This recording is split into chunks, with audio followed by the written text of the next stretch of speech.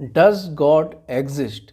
इस बिंदु पर एक बेहतरीन डिबेट हमें हाल ही के दिनों पर एक यूट्यूब चैनल पर देखने को मिली और जिसकी कई वीडियो क्लिप्स यहाँ बहुत तेज़ी से सोशल मीडिया पे वायरल हो रही हैं। इस डिबेट की सबसे सुंदर बात ये थी कि इसमें यहाँ पर जो लॉ के सिद्धांत हैं, जो इंडियन एविडेंस एक्ट का सेक्शन 101 है, जो बात करता है बर्डन ऑफ प्रूफ की, कि किसी बात को साबित करने का भार किस पर होगा, उसका भी यहाँ पर यूज़ देखने को मिला। और ये बहुत बढ़िया बात थी कि यहाँ पर लॉ के सिद्धांतों को भी यहाँ पर अपनाया गया अपनी बात को सिद्ध करने के लिए।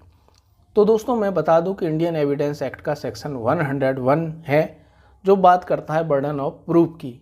और बर्डन ऑफ प्रूफ सिद्ध करने का भार ये उस पर होता है जो यहाँ पर सकारात्मक पहलू की बात करता है, जो यहाँ अफर्मेटिव पहलू की बात करता है, जो यहाँ पर कह रहा है कि ऐसा ऐसा है, इस व्यक्ति ने ए व्यक्ति ने बी को मारा है, तो उसी को यहाँ पर साबित करना होगा। ठीक है, घटना स्थल पर इसकी मौजूदगी थी तो उसी व्यक्ति पर ये बर्डन ऑफ प्रूफ है कि वो ये साबित करे, प्रथम दृष्टया ये साबित करे कि ये व्यक्ति यहाँ पर जहाँ मर्डर हुआ था इसकी मौजूदगी थी और कोई व्यक्ति नहीं था। तो बर्डन ऑफ प्रूफ उसी पर है। इसी तरीके से कोई व्यक्ति ये दावा करता है कि गॉड है, तो बर्डन ऑफ प्रूफ ये उसी के ऊपर होगा कि वो प्रथम दृष्टया ये साबित कर दे। ठीक है, यहाँ मोटा मोटा तौर पे ये साबित कर दे कि यहाँ गॉड है, तब बर्डन ऑफ प्रूफ यहाँ पर शिफ्ट होगा दूसरे पक्ष पर जो कह रहा है कि गॉड नहीं है। तो यहाँ ये बात की गई। तो बहुत ही बेहतरीन ये डिबेट थी। ठीक है, ऐसी डिबेट में जो आमतौर पे होता है दोनों पक्षकारों में आपसी भिड़ंत हो जाती है, तो इसमें भी थोड़ी भिड़ंत देखने को मिली, लेकिन फिर भी डिबेट काफ़ी अच्छी रही। तो यहाँ पर जो व्यक्ति थे वो जो कह रहे थे कि गॉड एग्जिस्ट नहीं करता है, उन्होंने ये कहा कि हम आपकी बात मान भी लेते हैं कि गॉड एग्जिस्ट करता है, तो उसका हमें उपयोग तो बताएं, आखिर हम उसे क्यों माने। उन्होंने कई उदाहरण दिए दुनिया में तबाही के और कहा कि ऐसी तबाही होती है तो गॉड उसे देखता रहता है, कुछ नहीं करता है, लोगों को नहीं बचाता है, तो ऐसे गॉड को मानने का यहाँ यूज़ किया है। ये उन्होंने अपने पक्ष में बात की। तो इसका जवाब दूसरे पक्ष ने ये दिया कि गॉड ने यहाँ पर दोनों ही चीज़, बुराई और अच्छाई दोनों ही चीज़ यहाँ पर बनाई हैं। जिस तरीके से एग्जामिनेशन, जिस तरीके से एग्ज़ाम होता है जिसमें 4 विकल्प दिए जाते हैं, एक सही विकल्प होता है, तो यहाँ पर व्यक्ति को चूज़ करना होता है कि कौन सा सही विकल्प है। वो गलत भी चूज़ कर सकता है यदि उसे यहाँ ढंग से उसने पढ़ाई नहीं की है। तो ये इस तरीके से उन्होंने तर्क दिया कि यहाँ पर अच्छाई और बुराई दोनों उन्होंने रखी है, ये व्यक्ति को चूज़ करना है, उसे यहाँ पर गॉड ने फ्री विल दी है। फ्री विल की बात की कि फ्री विल यहाँ पर गॉड ने दी है कि वो यहाँ चूज़ करें कि कौन सा विकल्प सही है, कौन सा विकल्प गलत है।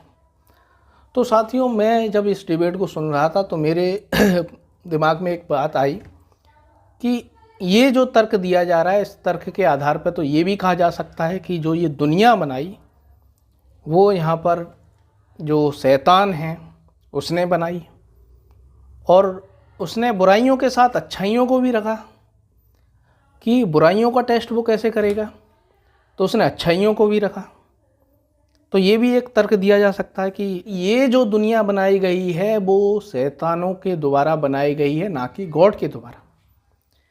और उसने अच्छाइयों को इसलिए रखा है क्योंकि यहाँ पर वो टेस्ट लेना चाह रहा है कि व्यक्ति यहाँ पर बुराई चूज़ कर सकेगा या नहीं। इसके लिए उसने यहाँ पर फ्री विल दी है। कितना बेहतरीन ये तर्क है। तो यहाँ पर दोनों ही तर्क यहाँ पर हो सकते हैं कि दुनिया गॉड ने बनाई या कहें कि दुनिया शैतान ने बनाई। आखिर दुनिया किसने बनाई? साथियों, ये डिबेट हाल ही की नहीं है, वर्षों से ये डिबेट चली आ रही है, जब से मनुष्य ने ईश्वर को मानना शुरू किया। हालांकि पहले पुराने समय में ऐसी चर्चाएं नहीं हो सकती थी। जो ऐसी चर्चा करता था उसे यहाँ पर बहुत कठोर पनिशमेंट दिया जाता था, यहाँ तक कि उसे मृत्युदंड भी दे दिया जाता था, जो कि गॉड के एग्जिस्ट पर यहाँ पर सवाल उठाता था। तथागत बुद्ध ने इस बिंदु पर क्या कहा है? तो तथागत बुद्ध ने यहाँ पर स्पष्ट तौर पे यहाँ पर कुछ नहीं कहा है, लेकिन उनके यहाँ पर वाणी से, उनके जो भी यहाँ पर सिद्धांत हैं उनके अनुसार आप अंदाज़ा लगा सकते हैं वो किस ओर थे। उनके सिद्धांतों के अनुसार उनका ये मानना था कि हम इस डिबेट में क्यों पढ़ें, हमारा जो प्रथम कर्तव्य होना चाहिए, जो इंसान का सबसे बड़ा कर्तव्य होना चाहिए, वो यही होना चाहिए कि हम मनुष्य के दुख किस तरीके से यहाँ पर कम कर सकें, ख़त्म कर सकें, जो उसके दुख के कारण हैं उनका पता लगाएं और उनका यहाँ निवारण करें। ये तथागत बुद्ध का ये सिद्धांत था। तो स्पष्ट तौर पे वो इस सवाल का जवाब नहीं देते हैं कि यहाँ गॉड है या नहीं। और यदि हम बात करें साइंटिस्ट स्टीफन हॉकिंग की, जो कि दुनिया के बड़े वैज्ञानिकों में उनका नाम आता है, स्टीफन हॉकिंग इसका जवाब देते हुए कहते हैं, एक सवाल यहाँ पर खड़ा करते हैं, पूछते हैं लोगों से कि यदि किसी से पूछा जाए कि मुझे धरती के, यहाँ पृथ्वी के कोने में जाना है तो मैं कैसे जाऊँगा। तो साथियों, यदि आपको पृथ्वी के कोने में जाना हो तो आप बताएं कि पृथ्वी का कोना कहाँ पर है। तो पृथ्वी गोल है, आपको पता होगी पृथ्वी गोल है और उसका कोई कोना नहीं है। आप कोने में जा ही नहीं सकते हैं, तो क्यों जाना चाहते हैं जो चीज़ यहाँ पर है ही नहीं। तो दोस्तों, पृथ्वी का कोई कोना नहीं है क्योंकि पृथ्वी गोलाकार है।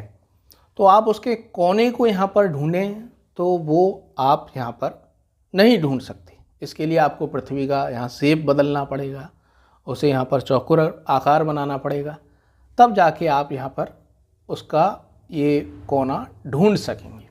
तो दोस्तों, पृथ्वी का कोई कोना नहीं है क्योंकि पृथ्वी यहाँ गोलाकार है। तो दोस्तों, आपका इस डिबेट पर क्या कहना है कि डज गॉड एग्जिस्ट और नॉट, आप हमें कमेंट बॉक्स में कमेंट करके बताएं।